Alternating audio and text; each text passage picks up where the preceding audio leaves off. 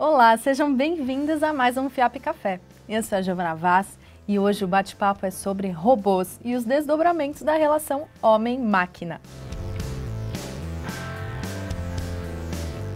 Então, nesse nosso bate-papo sobre robôs, não é à toa que nós montamos o cenário. Aqui temos 2 KTX hoje e pipoca, porque além de falar de robôs, a gente vai falar também de cinema. Não é, Isso aí.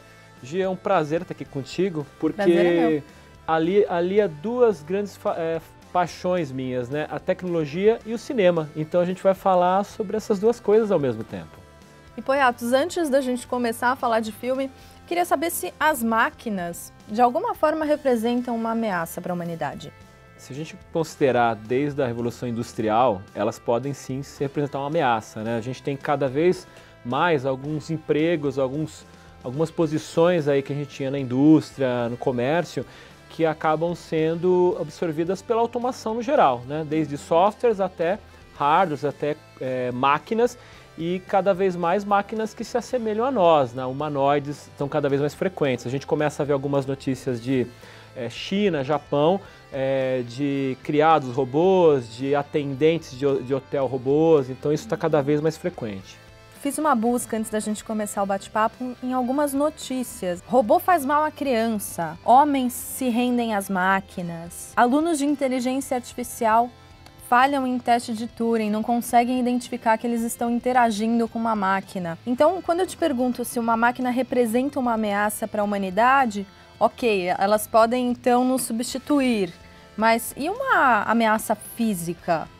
Olha, isso já acontece, né, Gi? Se a gente começa a ver esses drones que estão cada vez mais frequentes na parte bélica, muitos deles já estão equipados com equipamentos ali, com armamentos e tudo mais. E antigamente você tinha um ser humano atrás de um joystick. A gente já começa a ver cada vez mais drones autômatos que tomam decisões de vida ou morte. Isso já está acontecendo. Uau! Então, eles realmente podem decidir pela nossa vida, mas de alguma forma a inteligência humana já foi completamente superada pela inteligência das máquinas? Eu diria que não, porque nós, como seres humanos, somos máquinas magníficas, né? Então, nós temos uma série de habilidades e possibilidades como identificar um outro ser humano. Isso aí é uma coisa que a máquina ainda não consegue fazer com perfeição. A nossa memória, a nossa capacidade de armazenamento, as correlações que a gente faz são mimetizadas e estão sendo reproduzidas por tecnologias como o Big Data, com uma série de outras tecnologias. Mas hoje a gente ainda tem muitas coisas que nós fazemos que as máquinas não são capazes de fazer. Mas os robôs já podem se comportar como humanos? Eles já estão se comportando como humanos em alguns aspectos, né? Tem uma notícia muito interessante, Gi, que é o caso de uma rede de relacionamentos extraconjugal. Sim, a Ashley Madison, que ficou famosa aí, foi um grande escândalo que envolveu um vazamento muito grande de informações, quer dizer, vários homens e algumas mulheres tiveram seus dados publicados, né? Houve até suicídio. Né? 2 suicídios. 2 suicídios aí por conta desse vazamento. E nesse vazamento ficou claro uma suspeita antiga já. Não haviam mulheres suficientes na rede e essa empresa usaria de bots para atrair os homens, aí, os infiéis, né, para a rede. Então, essa empresa ela fazia isso das maneiras menos éticas possíveis, porque eles pegavam perfis de mulheres reais e transformavam em bots, né, contas inativas e tudo mais, para atrair essas pessoas para dentro dessa rede. E dava certo. Né? Nossa, então, esses bots, esses robôs conversavam, interagiam com os homens que tinham seus perfis nessa rede social. Tinha uma conversa inicial e para, sei lá, para ver fotos, alguma coisa assim, o cara tinha que fazer um upgrade na conta. Tá. Então eles usavam esses bots para fazer para plantar a isca. Então a pessoa trocava ali, fazia um upgrade na conta e talvez até depois descobrir a farsa. Então foi uma sacanagem sem precedentes, sim, né?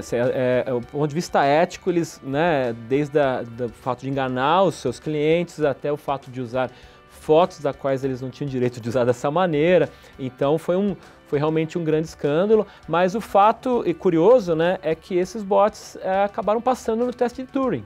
Né? Nossa. Porque eles... o teste de Turing, para quem não conhece, compreende em mimetizar um outro ser humano. Então é uma questão de interface homem-máquina.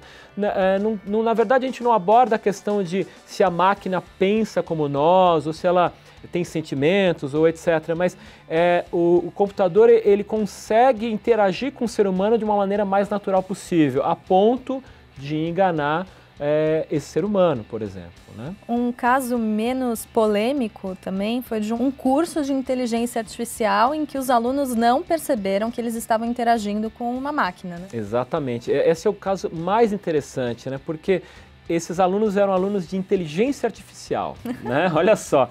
E o professor, ele percebendo que os alunos faziam muitas perguntas repetidas, quando é que é a prova? Quantas perguntas vão ser? Quando vai ser a prova? O professor em questão, ele pegou a base do Watson da IBM e batizou essa sua assistente de Jill Watson. Quer dizer, os indícios estavam todos lá. Todos né? lá. E essa assistente interagia com eles no fórum e muitos deles gostaram muito do tratamento. Um dos alunos pensava inclusive em indicá-la como no prêmio de assistente do ano, por conta que ela era muito prestativa, né? Respondia com agilidade, atendia bem as questões dos alunos, tudo isso com tecnologias de Big Data, né? Então, eles foram enganados, alunos de tecnologia de inteligência artificial foram enganados por uma inteligência artificial. O Jill passou no teste de Turing também. Então, falando de profissionais da área que são enganados pela máquina de alguma forma, a gente pode entrar agora na parte do cinema. E a ideia aqui é comentar um filme muito bacana chamado Ex Machina, que conta a história de um programador que é selecionado para participar de um experimento de inteligência artificial. Ele acaba sendo envolvido em um teste de Turing, mas de uma forma diferente. Queria que você contasse pra gente. É isso aí, gente. Então, nesse filme, você tem um robô humanoide, né? Que é a Ava, né? Acho que é a Ava, né? E é um robô, então, com feições femininas, né? Ele foi feito com uma mulher. Humanoide, partes ali que lembram a pele de uma pessoa, etc. E tem uma interface bem amigável, né? A pessoa em questão, ela é levada para um lugar isolado, longe da civilização, porque era um projeto secreto, etc. Pelo seu criador, pelo dono da empresa e pelo criador da robô. E ele é colocado ali um teste de Turing, mas de uma maneira diferente. O teste de Turing clássico, ele prevê que o ser humano não sabe que está interagindo com uma máquina. Ele ora interage com o ser humano, ora interage com uma máquina. Você pega uma amostragem, né, várias pessoas interagindo, uns com seres humanos, outros com máquinas, enfim. E nesse teste, ele sabe que está interagindo com a máquina, né?